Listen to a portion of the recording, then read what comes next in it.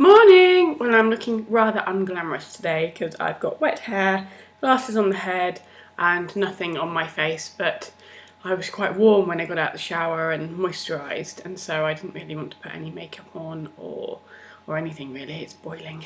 It's not, I don't think, particularly warm outside. It just seems to be warm in here today.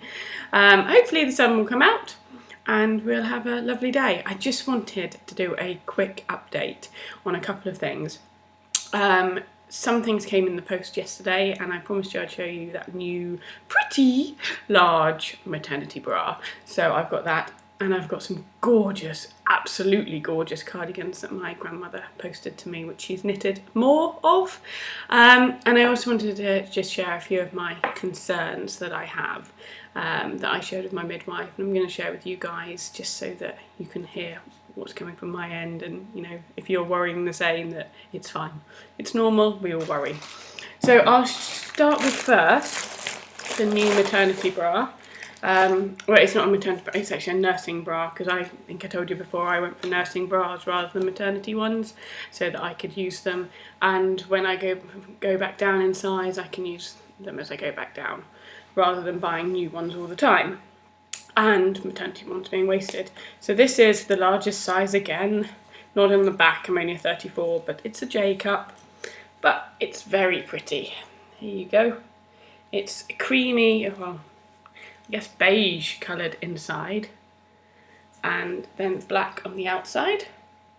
So very pretty for a large bra, and simply clip, she says, off the side when it's on, and this bit will still support you when you're breastfeeding to keep there and keep the strap up, but then you've got easy access, and then you just clip it back up. Hopefully it'll be easier once it's on.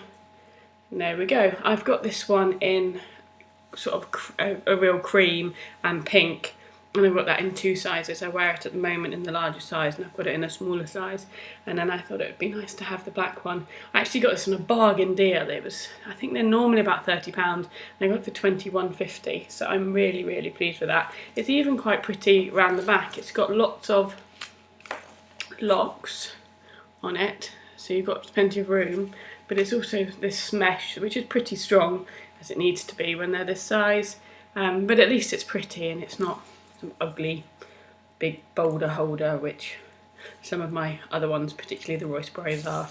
It's made by Panache and it's called a super bra. That's probably because of the support it needs to do, and I think it's also called, I'll tell you the name, oh, Sophie. It's a Sophie nursing bra, black nude.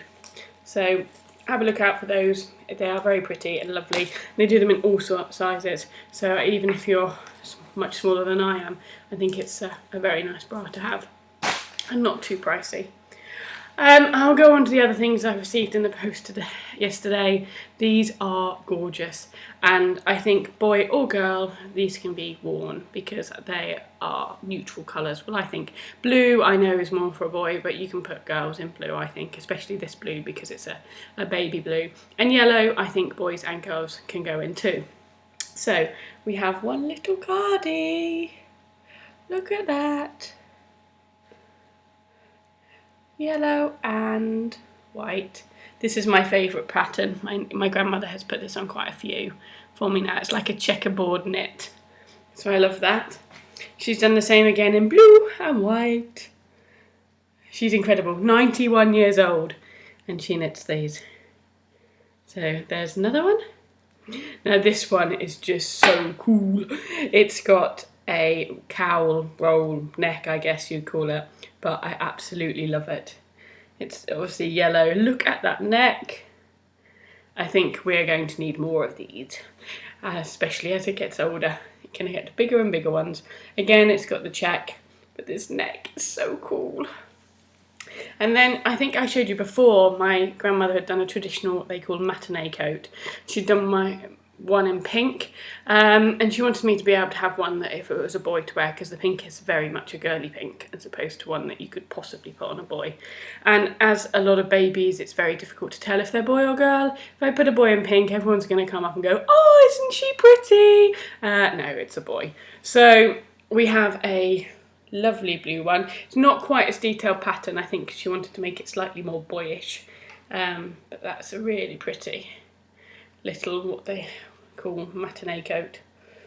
So I can't wait to use them. They are just absolutely gorgeous. So that's my postage bits that we received. I actually received some muslins as well, which I'll show you at some point with all the other goodies that I keep downstairs. But I wanted to share with you my nerves about coming off aspirin. I have been on baby aspirin since I think about 11 weeks, and I wasn't put on it for miscarriage reasons, because I know a lot of people are on it to help babies stick in the early days. I was put on it because my mother had pre-eclampsia when she was pregnant with me. And I think there's a higher risk of me having it because she had it. I haven't got any other symptoms of it, or any other reason to have it, or any other risk factors. But I was put on it, and I spoke to the hospital the other day, and they said, oh, you should come off it at 36 weeks, because obviously it thins your blood a bit and they don't want you to bleed. I was 36 weeks on Wednesday and have been incredibly nervous about coming off it. So I spoke to another midwife, because I'm supposed to be having a home visit so that I can have an approval to go to the birth centre, which is midwife led. It's a floor above the labour ward, which is consultant led in our hospital, so that if you have any problems you get in the lift and go down. And this midwife said, oh, you should have come off it over 34 weeks. So I explained to her that my nerves of coming off of it, I think they're probably completely unfounded, but I'm just nervous because everything's going okay, and I worry that if I come off it and then the blood flow to the placenta, from the placenta to the baby as well, has any issues, or suddenly I get high blood pressure. Yeah, you can imagine everything's going through my head, and because it's all been going fine, I don't really want to change anything. So she said to me to stay on it for the moment. She's going to find some information.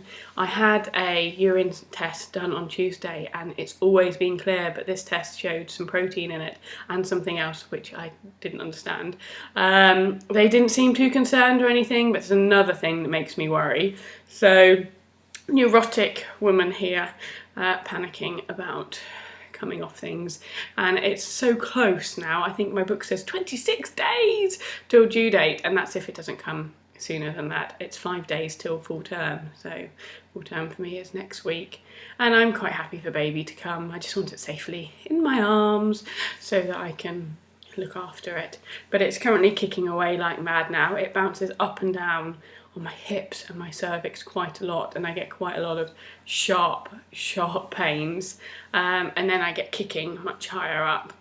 But it's all very, very reassuring, obviously, to know that baby's moving around, and if it does go quiet at all, I'll be straight down to the hospital.